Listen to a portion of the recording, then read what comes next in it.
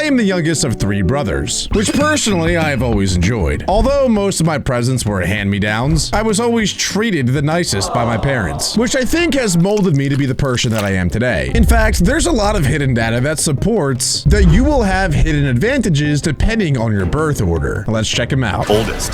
Firstborns make up about 30% of the population in developed countries, but they hold over half of all CEO positions and have produced more than half of US presidents. Now, I will say that makes a ton of sense. My oldest brother is very responsible. He's very mature. He's only 40 years older than me, but he acts like he's 15 years older than me. And I've always been a lot more of like a jokester, I'd say. A little bit of a rebel, maybe. But I never really took things as seriously as he did. So it does make sense that the oldest would have those traits and then become world leaders. This gap between their numbers and their power starts earlier than most people think. Before any other siblings arrive, the oldest child has mom and dad all to themselves. Studies show this means roughly 3,000 extra hours of one-on-one time between ages 2 and 4. And all that focused attention pays off. Firstborns score about 3 IQ points higher than secondborns. Okay, I will never show this to my family ever. I can't let them know. Except honestly, they probably already do know. I am pretty notoriously the dumbest person in my family. Crap. Bro, when they get to the youngest, they better say some crazy nice things because so far, the glaze on the firstborn is ridiculous. Parents also tend to be stricter and more careful with their first kid. They read the parenting books, worry about every milestone, and set high standards. The oldest learns to meet those standards, becoming more organized and rule-following than siblings who come later. There is another bonus that gets overlooked. When younger siblings show up, the oldest becomes a teacher. Explaining things to a little brother or sister actually makes the oldest smarter and more confident. Researchers call this the tutor effect. The downside is pressure. Firstborns carry their parents' biggest hopes and often become perfectionists. They report more stress and anxiety than other birth positions. This video is starting to freak me out because I'm not even kidding. Like every single thing that dude just said, I was thinking that's my older brother. It was weird, which then got me thinking like this is gonna get deep and I maybe apologize if this freaks you out, but like, do we actually have free will? Because if it is true, which it seems like it is, that depending on when you are birthed in your family will then reflect who you become and what you are like, then is there even free will? Because it's almost predetermined that because I am the youngest of my 3 brothers that I will act and behave in a specific manner. And that's a scary thought. I don't like that idea. If he is accurate to the rest of my family dynamics, oh, I'm not gonna like that. All right, next up though, he's gonna talk about the middle child, which is another one of my older brothers. Let me tell you a little bit about my middle brother. He was always a great athlete. He played baseball in college. He was a bit of a drama queen and he's very defensive. Not sure if that's going to come up, but let's see. If any of those fall under this category, I'm going to freak out. Middle children get a bad reputation. Stuck between the special status of the firstborn and the baby of the family, they often feel overlooked. Parents have less time for them, and photo albums tend to prove it. But this seeming disadvantage builds something valuable. Middle children learn early that they have to work for attention. I literally just said that my other brother, who's in the middle, I'm just gonna call him my middle brother, is a drama queen. They watch, listen, and figure out how to get along with different people. That's true. He had all sorts of different friends still. He still has a ton of friends that he hangs out with. I don't really have any friends. I don't know how I got roped into that. Let's move on. By the time they are adults, they have become expert negotiators and peacemakers. Studies back this up. In business settings, middle children consistently outperform others in deal-making and conflict resolution. They read rooms well and know how to find common ground.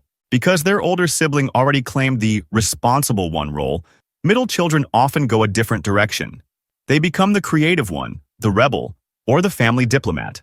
This push to be different shows up later in life. Middle children are overrepresented among entrepreneurs and people who start social movements. They also build wider friend networks than firstborns or youngest children. That is definitely true. Although my oldest brother has friends from everywhere too. I'm just the only one in my family with that many friends.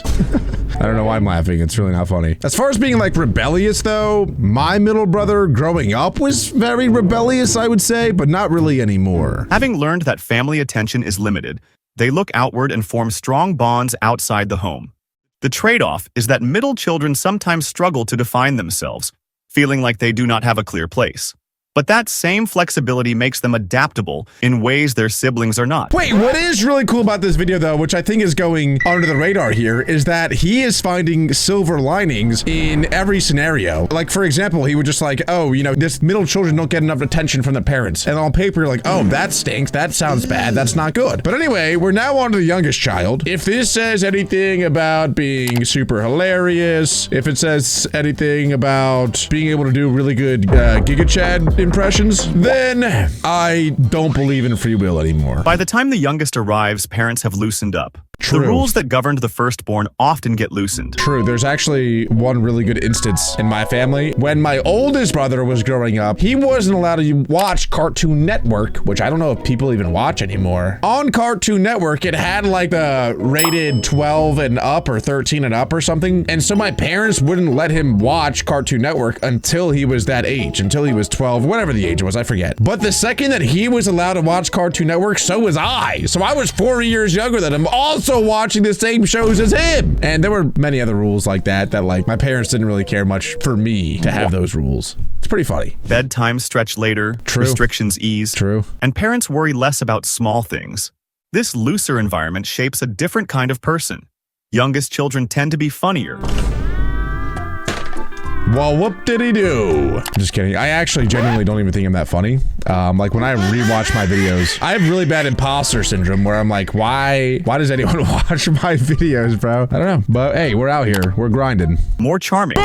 Oh, okay, that was a joke. Oh my God, you see, he's literally Giga Chad Shapes facing. a different kind of person. Youngest children tend to be funnier. More Are you serious? I mean, are you serious? Oh, wow. No, my whole life is a lie. What is the point of anything? What is the point of anything if it's all predetermined anyway?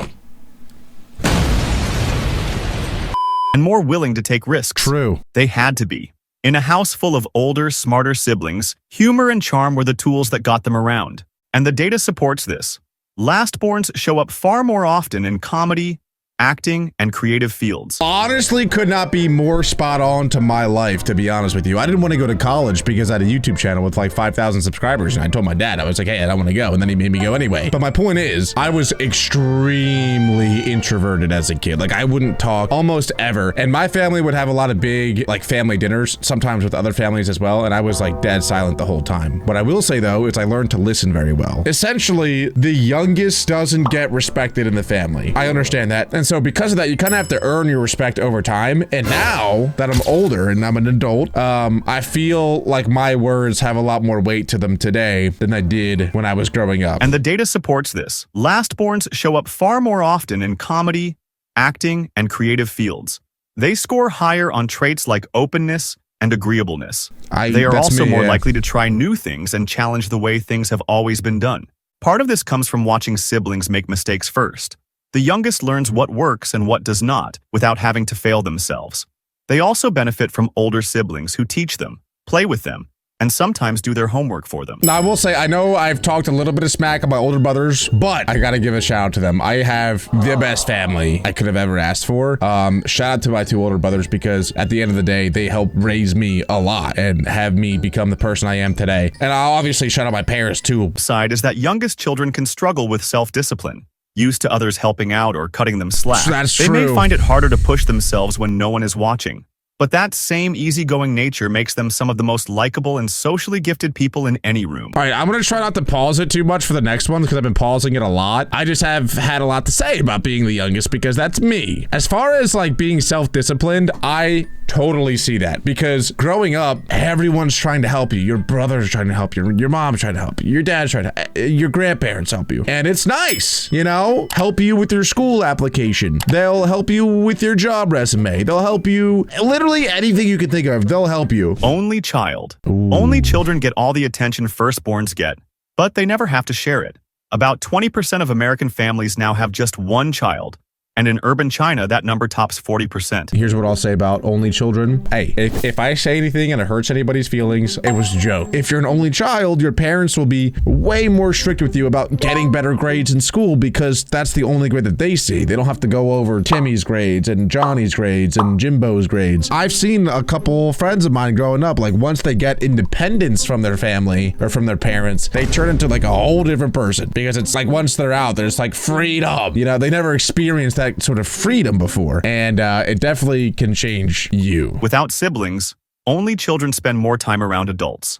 They join grown-up conversations earlier and often develop stronger vocabularies. Ooh, Studies show they match cool. or beat firstborns on IQ and school performance. They also get comfortable being alone in ways that siblings never do. But this is not loneliness. They actually enjoy their own company. Maybe I was fully wrong. These all seem like W's so far. Only children often thrive in jobs that require long stretches of independent work, like writing, research, or programming. The stereotype of the spoiled only child does not hold up well under research. Most turn out just as well adjusted as kids with siblings. What does show up is high achievement drive. With all parental hopes focused on one kid, only children often push themselves hard. The challenge, on the other hand, comes in learning to share and negotiate. Siblings teach those skills through daily battles over toys, space, and parental attention. Only children have to learn them later, usually with peers. But once learned, those skills are then combined with the independence and focus they built growing up. That mix of self-reliance and deep thinking makes only children some of the most capable problem solvers around. Maybe I was wrong, but like I feel like everything that was just said was just like good. Hey, shout out to only children out there. W. Next up, we got twins. That's an interesting one. Let's see how this goes. About 33 out of every 1,000 births produce twins. Whether identical or fraternal, these children enter the world with something no one else has: a companion from day one. Oh. Twins develop language together, and up to 40% create their own private way of talking that only they understand. This shared language usually fades by school age, but the bond it reflects does not. Twin relationships are significantly stronger than typical sibling bonds throughout life. Growing up with a same-age partner changes social development in interesting ways. Twins learn to cooperate and share from the very beginning. They practice reading emotions and body language on someone who is always there. As adults, they score higher on empathy and emotional awareness tests than people who grew up alone. Really? Twins also report less social anxiety. They have never known what it feels like to be truly alone, and that security stays with them. The challenge is becoming your own person. When you share a birthday, a face, and sometimes a bedroom, carving out a separate identity can be hard. Yeah, that actually I feel like could be a midlife crisis. I think childhood, it would be so much fun to have essentially a clone of yourself, assuming that he's also cool, or she. But once you get to the point where you're on your own, like you move out of the house, maybe you don't have a partner yet in life and you're living alone, that would be such a big switch up because like you said, like your whole life, you're sharing almost every single experience with somebody else, and that's what you're grown in, like that's all you know. So I could see having a twin be tough like later in life when you eventually part ways and then have to find yourself. Parents and teachers often compare twins, which can create rivalry or make it harder to stand apart. Often, twins do figure it out.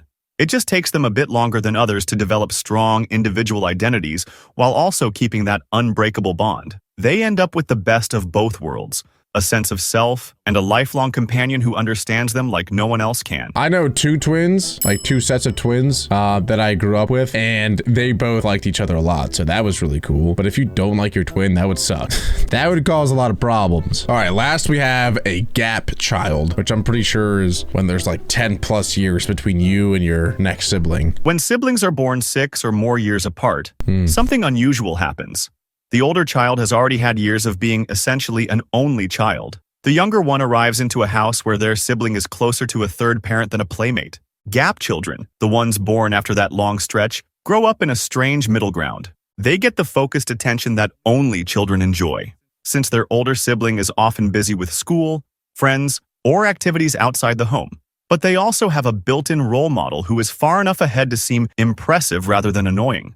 Research shows that gap children often mature faster than kids with closer aged siblings. They spend more time around older people and less time in the chaos of same-age sibling fights. That makes sense. Their older brother or sister can drive them places, help with homework, and offer advice about what is coming next in life. But the older sibling in a gap situation also benefits. By the time the baby arrives, they are old enough to help out in real ways. Many report feeling a sense of pride and purpose in watching their younger sibling grow. Some describe the relationship as more like being an aunt or uncle. I feel like in most of these scenarios, he's always painting this picture of your siblings being like really good people, but I'm not sure that's always the case. But if you have siblings, specifically older siblings that are awesome and good role models, that is really great and lucky to have, which is what I had growing up. But like, if my older brothers suck, then I would probably also suck. Like having a good family and older siblings that are great role models that you can look up to and aspire to be like, I think in some scenarios it could be very beneficial, and then in other scenarios it could be very detrimental. Traditional sibling. The downside is that gap siblings often miss out on the typical brother-sister bond. They do not share friends, schools, or childhood memories the same way close-aged siblings do. The older one may leave for college while the younger is still in elementary school. They grow up in the same family but almost in different eras.